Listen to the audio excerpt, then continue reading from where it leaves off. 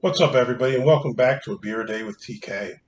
Today I'm going to do an afternoon episode. I had some meetings this morning, and I have some business I must attend to this evening.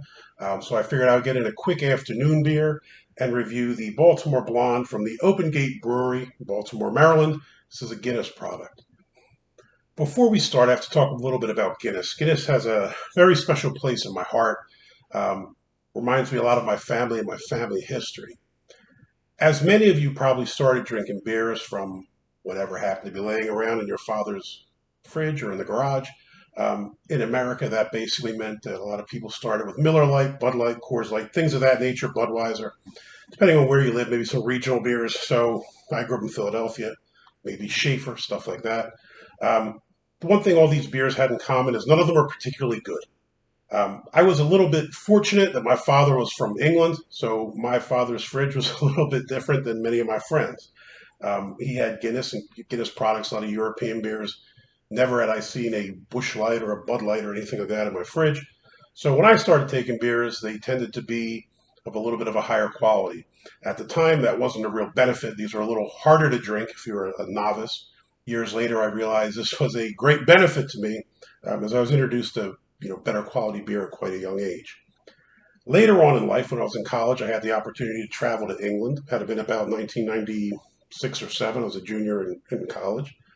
Me and two friends traveled over to London, visited my family in Richmond, West London, and we actually went out to a pub called the Old Ship, where we decided that we would engage in a night of drinking and conversation. I thought that I could hold my own at the time. I was a pretty good drinker at Kutztown. But once I got over to England, it was a different game altogether.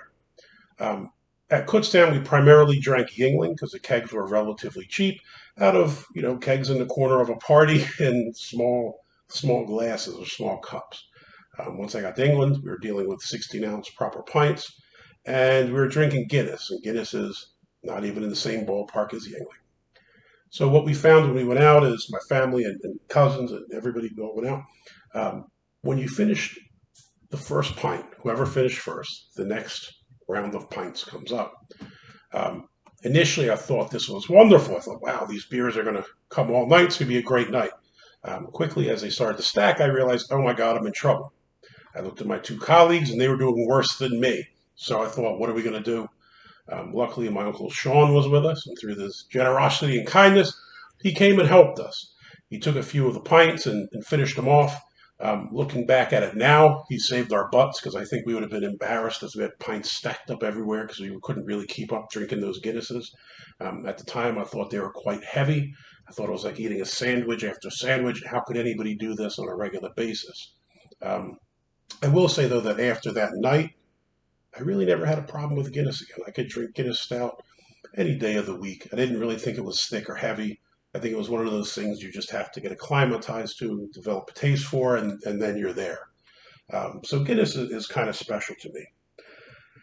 I know they're most commonly known for stout, and I know they've done a variety of different beers over the years, including porters and other things, and even now they've done a variety of stouts with the Over the Moon Milk Stout, um, the the Antwerpen they recently put out, and Foreign Extra, and all that kind of stuff. But to me, just traditional Guinness Stout is what Guinness is. It's the epitome of Guinness. I also know they've done an American Blonde as they try to reach out into the U.S. And it's kind of interesting. I get that in an era where we expect breweries to be diverse, to have all different types of styles and flavor profiles, on offer.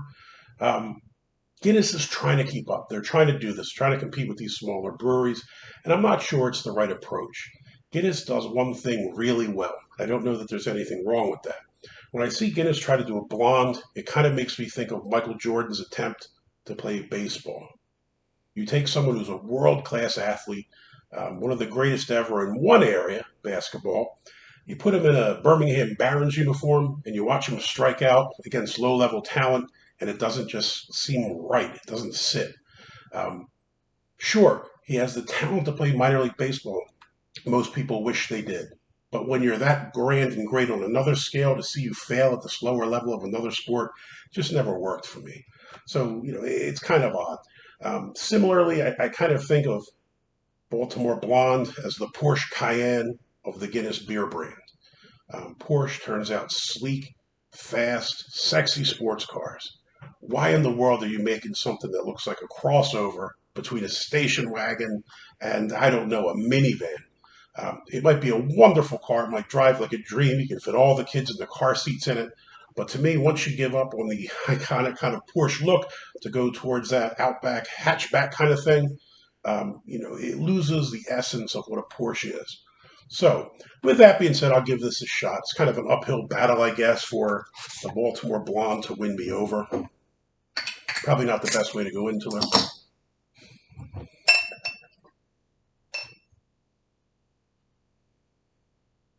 You can see right out of the bottle, it's got a nice golden color, nice head. Um, and again, I wouldn't expect it to be a bad beer. Guinness is a great brewery. They've got a lot of talent. They've got a lot of years worth of brewing experience. I'd expect it to be a fairly solid beer.